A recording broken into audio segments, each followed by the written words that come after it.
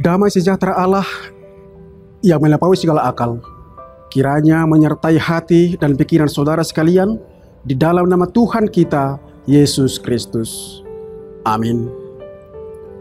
Shalom, Bapak Ibu Saudara, sahabat Delima yang terkasih dimanapun berada.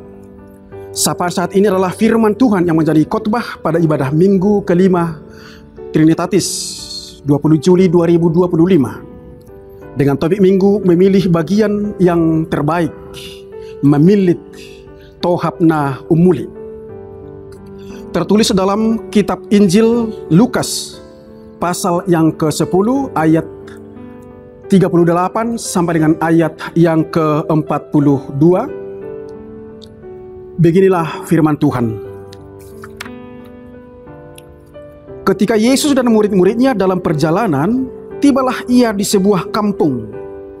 Seorang perempuan yang bernama Marta menerima dia di rumahnya. Perempuan itu mempunyai seorang saudara yang bernama Maria.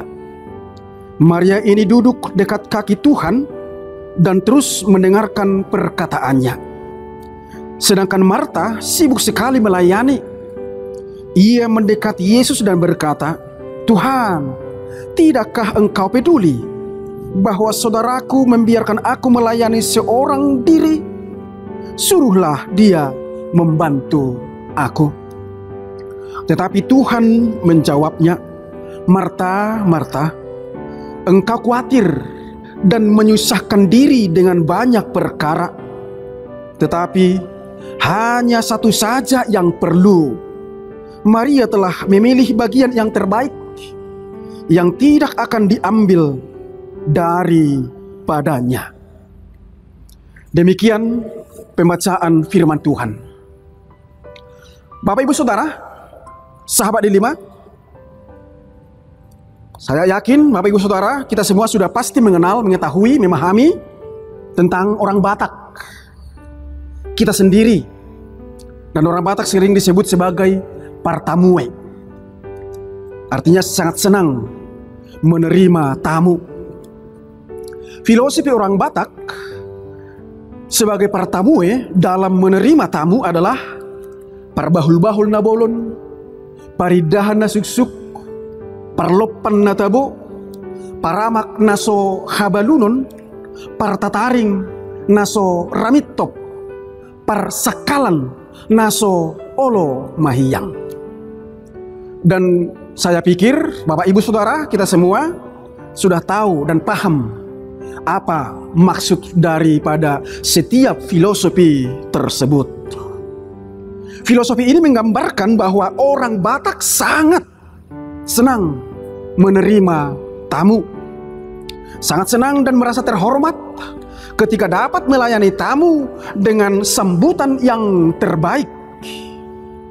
Dan selalu berusaha bagaimana supaya tamunya merasakan kehangatan, merasakan sukacita, merasakan kebahagiaan ketika menjadi tamu di rumah kita sendiri.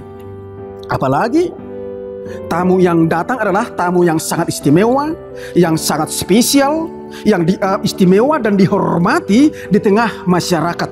Pasti akan mengupayakan, mempersiapkan penyambutan yang sangat istimewa juga. Tindakan semacam ini juga yang dapat kita lihat dalam cerita Maria dan Marta dalam menerima Tuhan Yesus sebagai tamu istimewa di rumah kediaman mereka. Ada dua kitab Injil yang menceritakan tentang Maria dan Marta yang menjamu Tuhan Yesus sebagai tamu, yaitu khotbah kita saat ini Lukas pasal 10 ayat 38 sampai dengan ayat 42, dan satu lagi adalah kitab Injil Yohanes pasal 11 dan Yohanes pasal yang ke-12. Walau ceritanya tidak persis sama, namun jika kedua cerita dalam Lukas dan Yohanes ini disesuaikan, dapat diambil sebuah kesimpulan bahwa Maria dan Marta adalah saudara perempuan dari Lazarus yang dibangkitkan Tuhan Yesus dari kematian. begitu senangnya hati Maria, hati Marta ketika Tuhan Yesus membangkitkan saudara laki-laki mereka, Lazarus, dari kematian. Mereka mengundang Tuhan Yesus ke rumahnya dan melakukan penyambutan yang sangat istimewa. Dalam cerita yang dituliskan oleh Lukas, khotbah kita saat ini, Lukas 10 ayat 38 sampai dengan ayat yang ke-42 ini, terdapat dua sikap yang berbeda di antara Maria dan Marta dalam menerima, menyambut, dan melayani Yesus sebagai tamu yang sangat istimewa, yang sangat dihormati.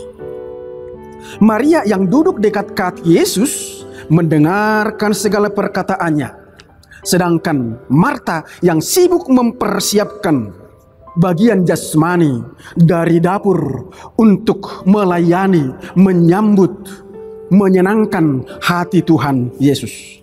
Tidak ada yang salah, Bapak Ibu. Tidak ada yang salah dari kedua sikap tersebut. Tidak ada yang lebih dari Maria atau Marta, atau sebaliknya, tidak ada yang kurang dari sikap mereka berdua dalam menyambut, menerima, melayani Tuhan Yesus. Namun, yang menjadi persoalan adalah apa yang ada dalam pikiran, dalam hati Marta yang mengeluh. Dikatakan dalam ayat yang ke-40, Marta mengatakan, "Tuhan, tidakkah engkau peduli bahwa saudaraku membiarkan aku melayani seorang diri? Suruhlah dia membantu aku." Tidakkah engkau peduli? Marta menyampaikan kritiknya terhadap sikap yang diperbuat oleh saudaranya Maria. Seolah-olah merasa tidak senang, bahkan iri dengan apa yang dilakukan Maria, karena dianggap hanya duduk dan mendengarkan segala perkataan Yesus. Namun di sisi lain, Marta sangat melekat dengan tradisi dan budaya Yahudi tentang keberadaan seorang perempuan di dalam rumah, di tengah-tengah keluarga, di tengah-tengah masyarakat. Untuk hal pengajaran, itu adalah urusan laki-laki. Urusan dapur, pekerjaan rumah adalah itu urusan perempuan. Kalau dalam zaman now, perempuan itu, dalam tanda kutip, apakah sudah masih benar-benar tulang rusuk atau sudah merupakan tulang punggung? Nah, Yesus tidak menyalahkan mereka berdua, tidak menyalahkan Maria dan Marta dengan apa yang diperbuat mereka terhadap Yesus. Tetapi Yesus menjawab keluhan Marta dalam ayat 41 dan ayat 42. Yesus mengatakan, "Marta, Marta, engkau khawatir dan menyusahkan diri dengan banyak perkara, tetapi hanya satu saja yang perlu. Maria telah memilih bagian yang terbaik, yang tidak akan diambil daripadanya." Perkataan ini bukan berarti Yesus menyalahkan Marta yang mengeluh, tetapi Yesus hendak memberikan pengajaran tentang bagaimana melakukan pekerjaan yang bernilai dan berarti. Apa sebenarnya yang terjadi dengan Marta? Kalau dalam Novum Testamentum Greece, Nestle Allen memakai kata perispato, yang artinya mengganggu, mengalihkan perhatian.